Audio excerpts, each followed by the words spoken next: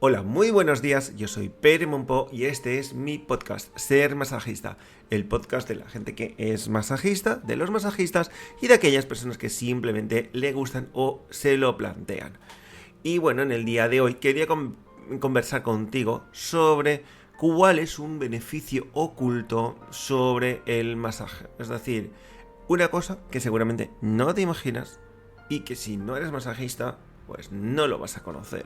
Entonces, bueno, es una buena forma este podcast de poderlo conocer, ¿no? Y cuando hablamos sobre lo que es ser masajista y qué beneficios tiene para la persona que lo hace, tendemos a pensar en dos cosas, ¿no? La primera, ¿cuál sería? Pues que es un tipo de trabajo que nos permite ayudar a los demás, ¿no? Es decir, puedes hacer que una persona se sienta mejor, que pues, oye, se quiten molestias, que tenga una vida más saludable, en definitiva que tenga un mejor bienestar, ¿no? También hay un elemento que cuando nosotros hacemos sentir bien a los demás, también nos sentimos bien, y este es un efecto, pero eso no es una cosa que sea tan extraña o que sea difícil de poder entender, ¿no?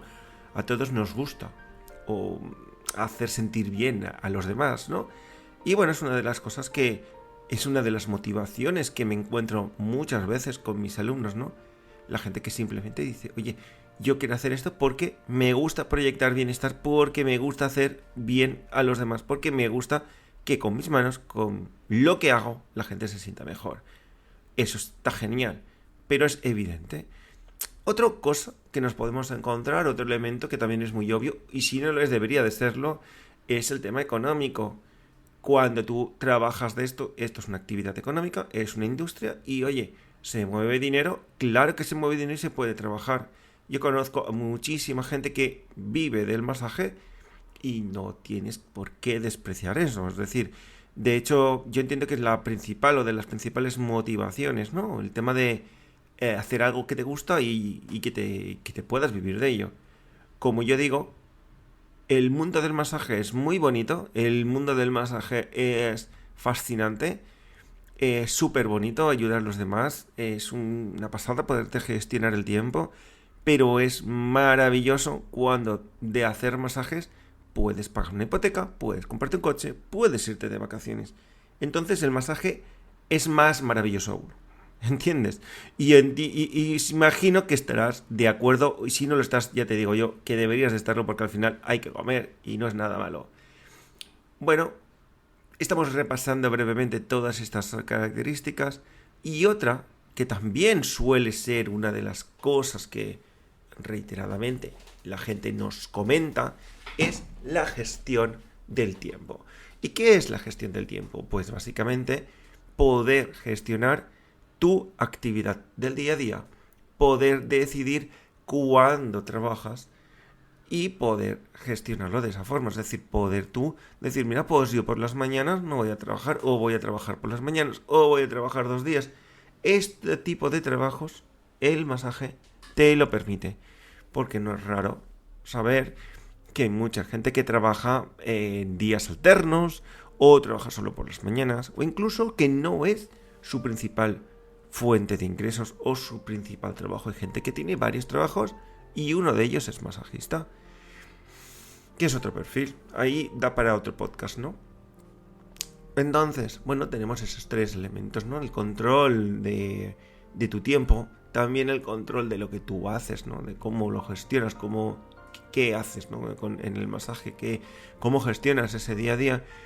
Pero bueno, yo creo que es el elemento oculto que quiero compartir contigo.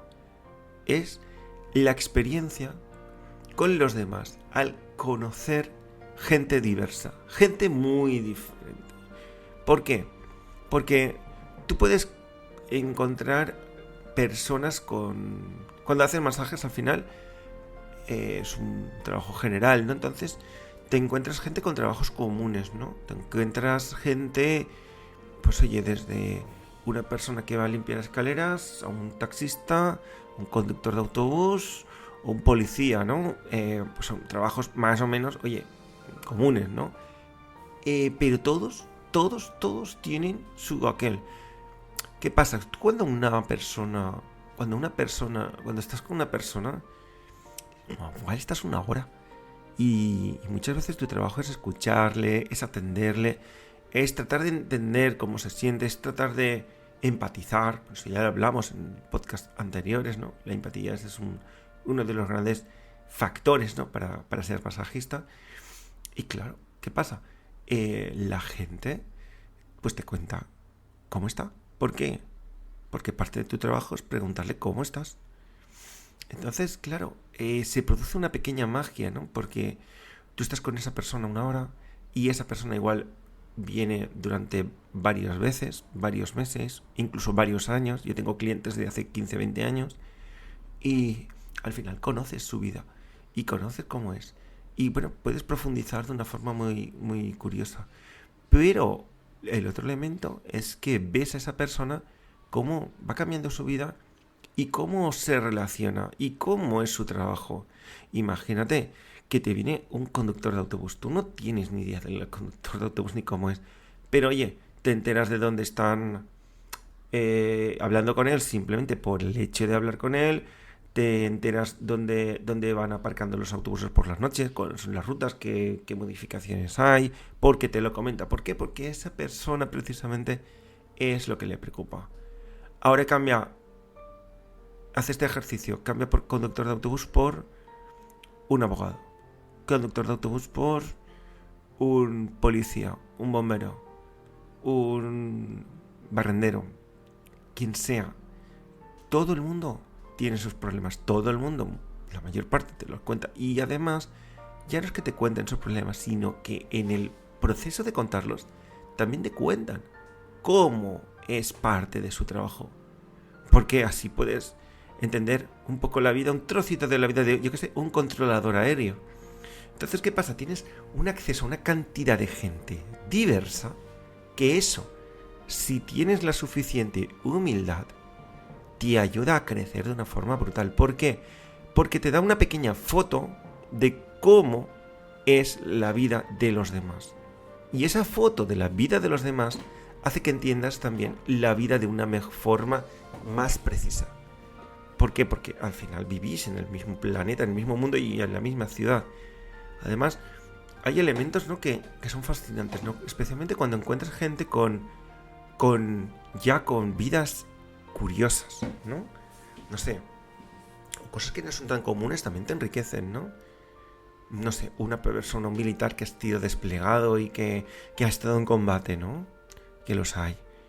Yo qué sé, me acuerdo perfectamente, una mujer anciana, ya hace unos años, que la atendí y me contaba, cuando estaba hablando, cómo cuando ella era pequeña, tenía que salir corriendo a la calle y esconderse en las acequias con su hermana para huir de las bombas que caían aquí, en Benimaclet, en Valencia.